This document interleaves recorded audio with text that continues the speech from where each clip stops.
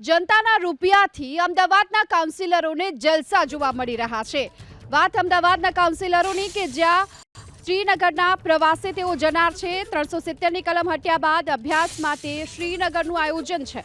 2 કરોડના ખર્ચે 191 કાઉન્સિલરો અને 25 અધિકારીઓ શ્રીનગર ખાતે જશે।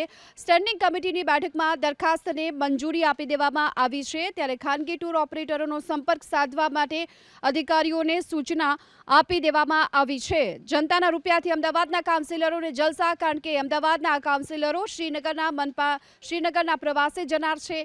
370ની કલમ હટી છે અને ત્યારબાદ હવે શ્રીનગરમાં અભ્યાસ માટેનું આ આયોજન, જેમાં 2 કરોડનો ખર્ચ થશે અને 191 કાઉન્સિલરો અને 25 અધિકારીઓ શ્રીનગરના પ્રવાસે જશે।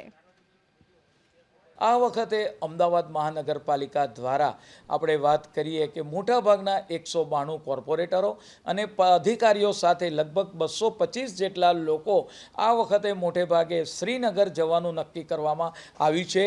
5 દિવસ અને 6 નાઇટનો આ પ્રવાસ રહેશે।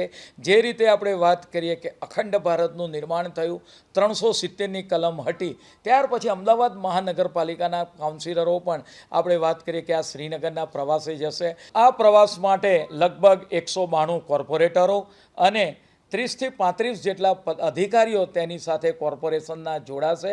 એ માટે લગભગ 2 કરોડની આસપાસ અંદાજિત ખર્ચ થવા જશે અને અક્ષર ટૂર્સ એન્ડ ટ્રાવેલ્સ રાજ્ય સરકારમાં આ કંપનીને આ કામ આપવામાં આવશે।